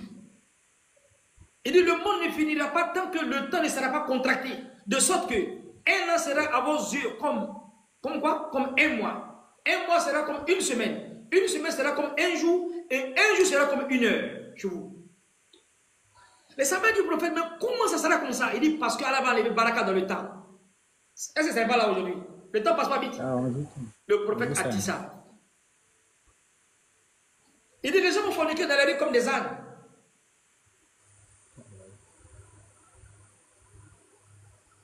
Il dit l'homme va sortir avec l'homme au lieu de sortir avec sa femme, avec cette femme. Les hommes vont envier les hommes. Il dit il y aura les gens de Lut, comme les peuples de Lut qui vont revenir. C'est pas là aujourd'hui. Le prophète décrit les signes de la fin du monde. Les petits signes, les grands signes, mais tu attrapes ta tête. C'est les grands signes, on rentre dans l'eschatologie, on rentre dans la cosmologie. Les petits signes, c'est-à-dire, il a tout dit. Comment on va savoir qu'une chose qui n'est pas un vrai prophète, la Bible dit dans Deutéronome 18, tout ce qu'il va dire, si ça ne se réalise pas, c'est une chose que l'Éternel ne lui a pas dit. Mais si ça se réalise maintenant, maître, si ça se réalise maintenant, on met c'est qui? C'est où pas la qui a dit? Quand les gens sont décalés de 2 euros, je pense qu'ils sont allés boire, ils viennent sur les réseaux sociaux que le prophète a adoré au bal. Comment on peut devenir sorcier gratuitement comme ça? Comment on peut devenir sorcier gratuitement comme ça? Le prophète sallallahu alayhi wa sallam a été envoyé à tout l'univers. Nous t'avons envoyé comme miséricorde pour tout l'univers. Le Coran, le livre qui est venu pour tout l'univers, c'est le Coran. Surat 25, verset 1. Et la Kaaba est une guidée pour l'univers. Surat 3, verset 96.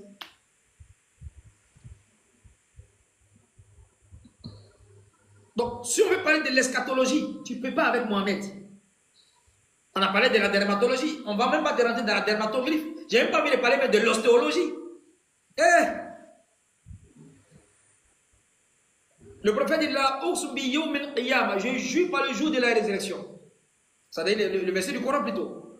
Voilà, je jure par les jours que les âmes seront en perdition. L'homme pense qu'on ne va pas réveiller ses os, on ne va pas recomposer ses os. Ça, c'est l'ostéologie, l'ossature, l'ossification. Bala odirina ala anusawiya banana. Elle a dit tellement je vais les réveiller, même les empreintes digitales. Qui a dit ça au prophète? Ça, c'est la dermatoglyphe. La Bible te dit, quand il va dire une chose qui ne va pas se réaliser, c'est que le ténèbre lui a pas dit, c'est un menteur. C'est le prophète qui a parlé de la dermatoglyphe avant qu'on le découvre en 79 en Angleterre ou bien en 89. Les gens sont gawa. Allez dire au prophète, le prophète n'est pas un gawa. Maître, c'est dans le Coran.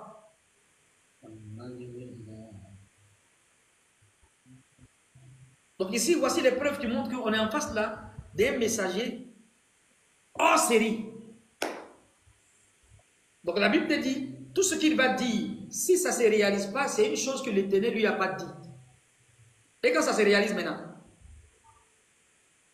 le Coran te parle du Big Bang, du Big Freeze, du Big Crunch. Si vous voulez, même d'autres parlent du Big Bounce. C'est-à-dire, après le Big Crunch te démontre qu'en réalité, les galaxies, la Voie lactée est plate. Ils achappent son coup, ça c'est le Big Freeze. Le jour que les étoiles vont s'éteindre, le soleil va s'éteindre, les étoiles vont s'éteindre. Les planètes vont s'éparpiller. Qui a donné tous ces sciences au prophète Mohammed sallallahu alayhi wa sallam? Elle a dit, Ya si wal Qur'an al-Hakim, innaka la minal mur. Tu es un messager. Tu es prêt, tu es un messager. Qu'Allah donne tous la compréhension, maître. Amen. Il y a mon grand maître Abdou Karim qui est là. Il n'a pas encore fait. Bon, je le vois, moi, je ne le vois pas.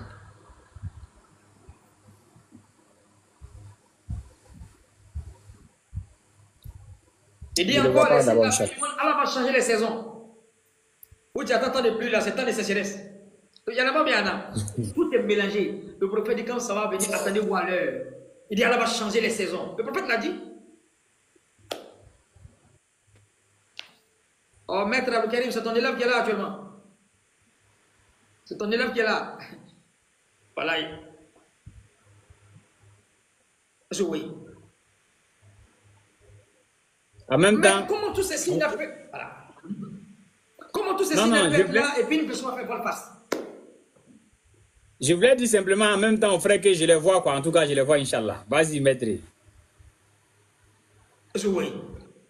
Allah va changer les saisons. Allah va contracter le temps.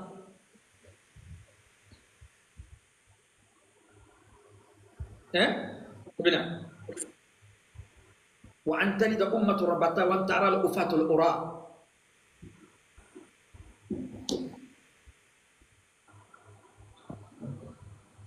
Donc le messager, sallallahu alayhi wa sallam, le dernier iconoclaste, c'est-à-dire qui vient briser les mythes et les mauvaises mœurs et les paroles légendaires, c'est le prophète Mohammed sallallahu alayhi wa sallam. N'en déplaise aux chrétiens, n'en déplaise aux juifs. Moi je suis content parce que les juifs qui étaient à Médine, ils ont reconnu.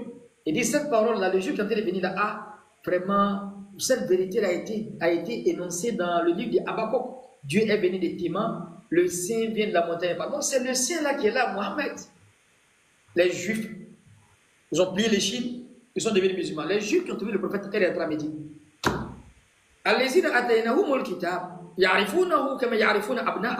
Ceux qui ont reçu les livres, ils connaissent le prophète Mohammed comme de la manière qu'ils connaissent leurs propres enfants. Si tu dis qu'il n'est pas prophète, c'est parce qu'en réalité, ce que tu as reçu là, en fait, c'est le livre falsifié.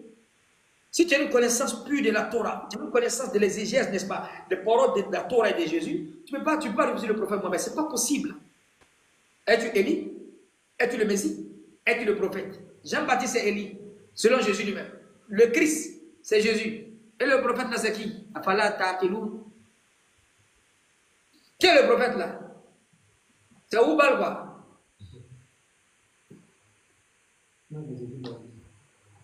Hein? Donc, Deutéronome 18, verset 18, on donne le descriptif de ce prophète là. Comment on va savoir que c'est un vrai prophète? Non, tout ce qu'il va dire, si ça se réalise, c'est une chose que l'Éternel lui a dit. Le point là me plaît trop. Si c'est une chose qui dit ça ne se réalise pas, c'est que le prophète l'a parlé de son propre. Il a parlé de son propre chef. Il n'a pas parlé à cause de Dieu. Ça ne va pas se réaliser. Dieu, combien de choses le prophète a dit qui se sont réalisées? Combien? Combien de choses le Coran a dit par la bouche du prophète sallallahu alayhi wa sallam et qui sont réalisées? Combien? Je n'ai pas mis de citer parce qu'on n'est pas dans les connaissances modernes aujourd'hui. C'est autre chose, autre chose. Alam naj'alil arda mihada. J'ai pas fait la terre comme un berceau. Dans le verset il dit ya ayyuhan nas, ô les hommes, ubudu rabbakum, adorez votre Seigneur, allazi khalaqakum, qui vous a créé, wallazina min qablikum la'allakum tattaqun, allazi ja'alakum arda firasha. La ilaha illallah. L'autre côté Allah dit la terre est un berceau, ici il dit quoi? Il dit c'est tapis. Maître, comment tu vas comprendre ça?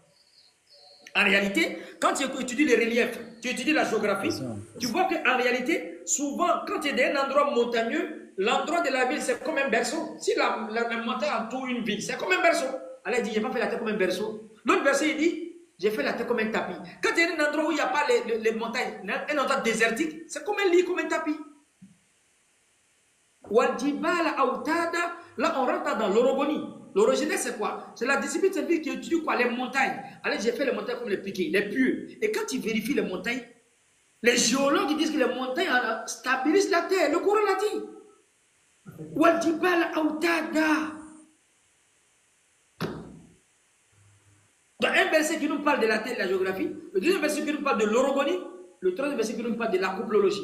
Là, quand tu rentres dans le règne végétal et puis animal, c'est autre chose. Il a fait toutes choses en couple.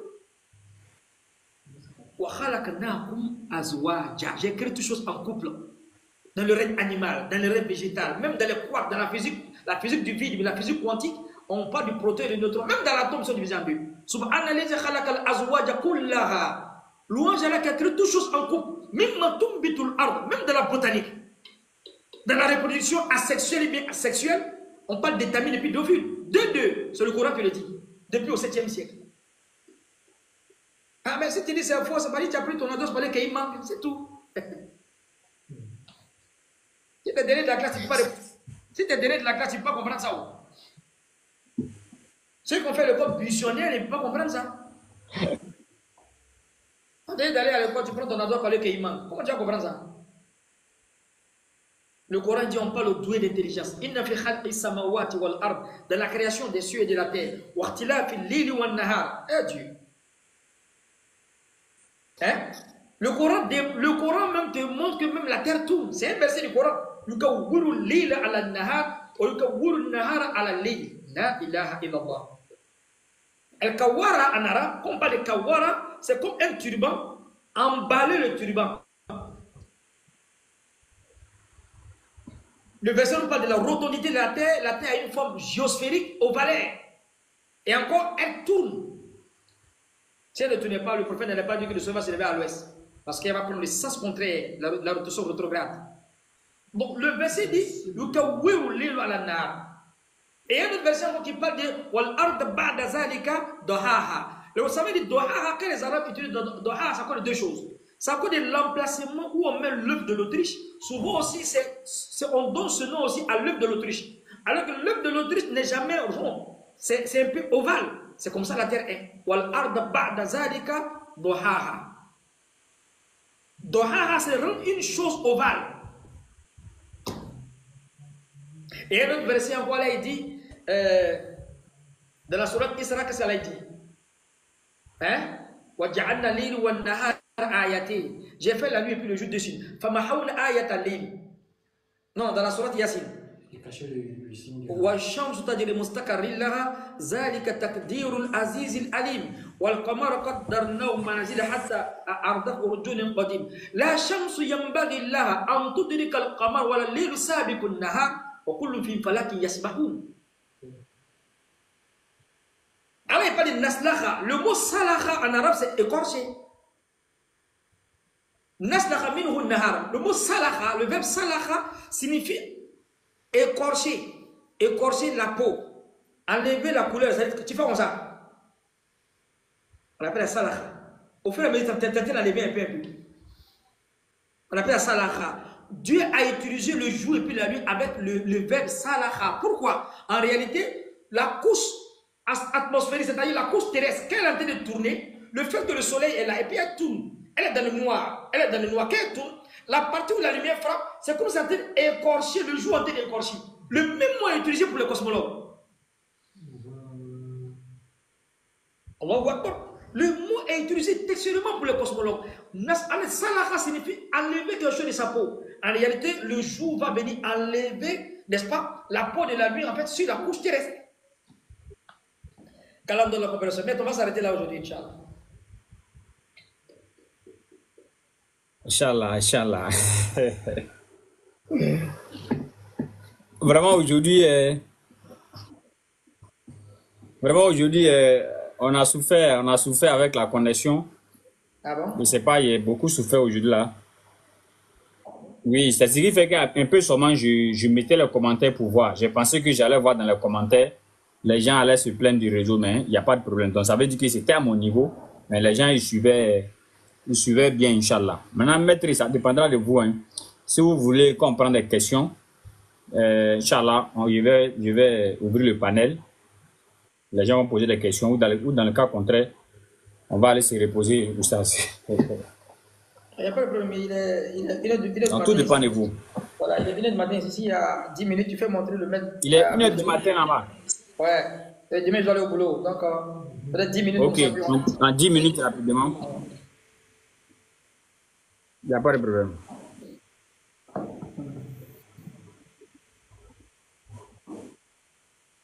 Donc, si le maître Abdelkarim est là, Inch'Allah, je lui envoie l'invitation.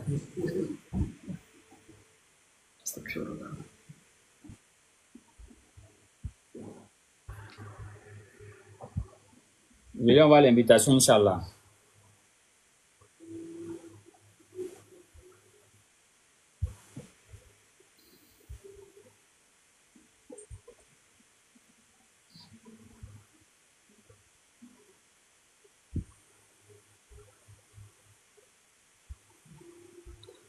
Donc, je profite pour donner le programme.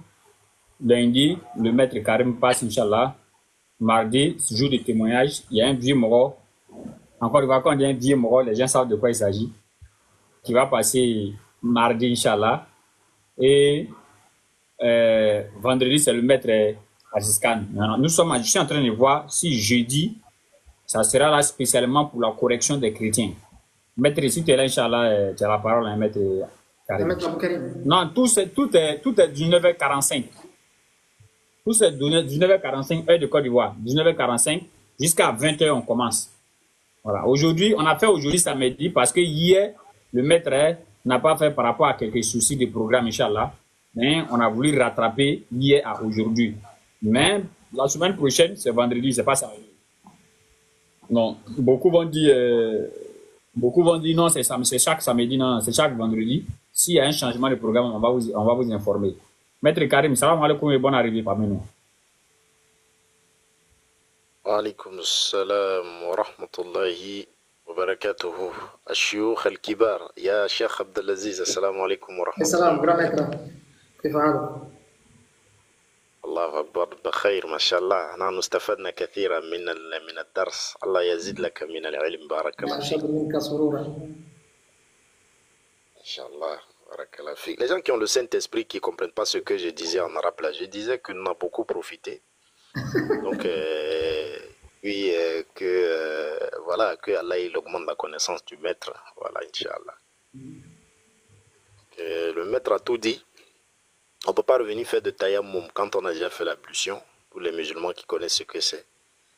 Donc, c'est juste pour, Masha'Allah, ici, demander à tous les frères qui essaye peut-être parfois de ramener ces histoires bizarres sur un homme comme ça qui dévoile ce genre de vérité-là. Le prophète sallallahu alayhi wa sallam, 1440 ans, qui parle des sciences mondaines, qui parle de beaucoup de choses, qui dévoile les secrets voilà, de l'existence dans tous les domaines, alors qu'il n'est pas voilà, allé à l'école, il n'a pas fait toutes ces sciences-là. Donc ça ne peut être qu'un miracle, ça ne peut être que le miracle lui-même en question. Donc le miracle, quand les gens ils ont dit Jésus a fait les miracles, Mohammed Mohammed n'a pas fait les miracles et tout ça, mais tout ça, ce sont des miracles. Connaître les choses à venir, ça c'est aussi un très très grand miracle. Donc parmi voilà, les signes qui marquent la prophétie véridique du prophète alayhi salatu wassalam, comme le maître l'a dit, ce sont ces choses-là que le prophète il a décrites, qu'il a expliquées. Donc le prophète devient ici le docteur des docteurs, il devient un embryologue, alors qu'il n'a pas fait d'études d'embryologique. Il devient en même temps eschatologue. Au même moment, il est un très grand littéraire. Au même moment, il est philosophe. Au même moment, il est, n'est-ce pas, un sismographe. Lorsqu'il relate, n'est-ce pas, l'effet des séismes et des tremblements de terre dans le Coran. Il est tout en même temps. C'est lui qui vient, n'est-ce pas, le paraclet, comme Jésus il disait. Parce qu'il va tout dire, il va tout détailler pour que il n'y ait pas un témoin qui vienne le jour de la résurrection. Voilà, quelqu'un qui vient dire devant Allah, il n'avait pas eu une certaine quelconque information. Donc, le secret caché sur le fait que Mohammed doit tout dévoiler, c'est pourquoi en fait qu'il n'y ait pas de, voilà, de personnes qui puissent prendre un argument alternatif le jour de l'Qiyamah. Ça fait partie des sagesses d'Allah. Ici, le prophète, il avait gardé, mais il avait caché une science. Les savants, ils ont dit, le Coran, ou bien les savants, ils ont dit, parmi les sciences que le Coran, il est en train de révéler, on n'a pas touché, on a même dans l'exégèse, on dit, les ulama, ils ont dit la Fatiha en elle seule a 1000 secrets. Vous comprenez, maître? Ils ont dit la Fatiha en elle seule a 1000 secrets. Et que le premier secret même de la Fatiha, les humains, ils n'ont pas encore percé ça. Donc, comment vous pouvez rentrer dans un livre comme ça? Et donc, tout ça, Allah, il dévoile ça pour qu'au jour dernier, on ne trouve pas des arguments voilà, dans ce sens-là. Donc après, les gens, ils vont venir ici, et ils vont poser des questions. Nous, on est là, Inch'Allah, on a écouté l'enseignement. Il n'y a rien à dire, c'est implacable. Il n'y a pas, voilà, il n'y a pas vraiment... Et parler sur ce que le maître a dit, ce serait un peu être beaucoup trop orgueilleux, être beaucoup trop audacieux. On ne va pas ramener, voilà, une ablution sèche lorsqu'on a déjà correctement fait un bain avec de l'eau. Nous disons simplement Barakallah fikum jazakumullah khair. Je vois un frère dans les commentaires, il dit quand tu vois Stoneback calme comme ça, c'est qu'il est en face de ses maîtres. Ah, mon frère, tu n'as pas menti. Ici, moi, je peux dire quoi ici? Vraiment, quand on donne la bonne compréhension. Maître Aziz, vous avez la parole, Inch'Allah. Jazakallah khaira wa ahsan masubatak ya Maulana ya Sheikhul Mashayikh. Moi j'ai fini, Intahaina, Inch'Allah. Je pense qu'Abou Karim, maître, va continuer. Vraiment? Maître, il est 1h du matin ici, donc je vais me rétracter un peu. Donc s'il y a des questions, maître va continuer.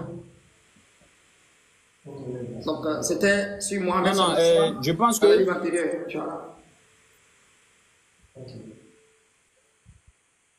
Allah, il facilite. Si le maître Abdel Fattah est là, il peut faire sa demande, Inch'Allah. C'est de lui je parlais que mardi, il va passer, n'est-ce pas? Il peut retirer encore la parole pour donner rendez-vous aux gens mardi. D'autres programmes, vraiment, il voit près de 300 quelques personnes, ils vont vraiment nous excuser. Parce que là, si le maître est rentré, on va couper le direct, puisque ici, il est déjà 23h. Sans oublier qu'à 5h, nous devons prier. Donc, il ne faudrait pas abuser du temps et maintenant pour se réveiller, pour faire la prière, maintenant, c'est tout un problème. Voilà. Et lundi, c'est le maître Karim qui passe. Il est déjà avec nous ici, Inch'Allah. N'est-ce pas? Et mardi, témoignage par rapport au vieux Maroc dont je vous ai parlé. C'est l'un de nos devanciers, n'est-ce pas? L'un des maîtres aussi, qui va passer. Et jeudi, on est en train de réfléchir sur jeudi, mais on n'a pas encore trouvé vraiment un bon programme pour jeudi. Vendredi, c'est le maître Aziz Khan qui passe encore à 19h45. Lundi, 19h45. Mardi, 19h45. Lundi, 19h45. Mardi, 19h45. Vendredi, 19h45. Mais il n'y a pas le maître Abdel Fattah est descendu. Mon frère Soma Mori, pardon, un instant. Salam alaikum, maître Stone. C'est pas pour couper la parole. Ok. Ouais, là, j'aurais bien voulu rester avec vous, mais j'ai eu une coupure d'électricité depuis un certain moment. L'électricité n'est pas revenue. Donc, du coup, mon téléphone est complètement à plat, quoi. Donc, je voulais demander Ijaza au grand maître, Inch'Allah, pour partir. Mais ce n'est pas Ijaza voilà, d'Al-Bukhari. Attention, je demande ici Ijaza une permission. Voilà, parce que Ok, moi, Ijaza, moi, tu donnes deux fois il y a une Ijaza. différence dans les Ijaza, toi. Voilà, voilà. Faut pas que les gens disent que faut pas que les gens disent que je suis venu sur le panel de Aston Bar, j'ai pris Ijaza là-bas. Donc c'est On se pardonne, maître. On se pardonne, Inch'Allah. Alors, Barakallah Maulana. Hafazakallah, mashallah. Amin, amin. Ok, bonsoir. J'ai juste une question, si vous pouvez le répondre, s'il vous plaît. Allez-y. Oui, attends. Attends, ta question. On va répondre à ta question pour le moment. Va prendre une gaza en bas, s'il te plaît. Le maître Abdul Fatah, alhamdoulilah, vous avez la parole. Je ne sais pas dans quel coup même je l'ai fait monter, le frère qui est monté là. Quand le maître est là, il faut nous appeler maître. Maître, parle un peu fort, hein, on ne t'entend pas bien. J'ai dit quand le maître est là, il faut appeler maître. Non, moi c'est ton élève, mon coro. C'est comment? Non, arrête ça. Aïe, c'est pas tu fais ça. Ça n'a pas ce niveau-là. Hein. Et puis il y a un maître, le maître Karim. Oui, il est descendu là, en délai. Voilà, ça va mettre en problème. Hein. On va arrêter ça là.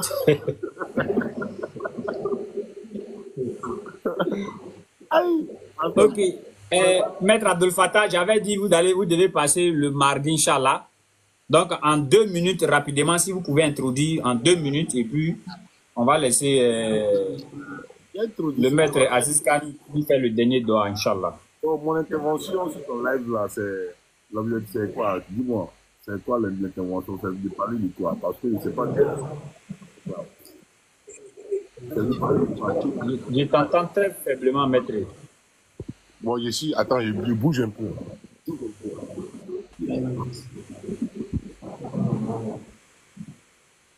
Ouais, le frère, Aston. Allô? Ouais, Oussaz. Ouais, Oussaz. Tu m'entends? Très bien. Ok. Pour le mardi, là, on va intervenir sur quoi? Parce que, ok. Dis-moi quelque chose, là, je ne sais pas. Bah, dès que tu as une vitesse, vous allez voir ça en impact, non? Non, parce que non, on ne prépare pas. On n'est pas savant comme les devanciers, tu vois. Donc là, ça va dépendre. Non, on va. En fait, mardi, c'est un jour.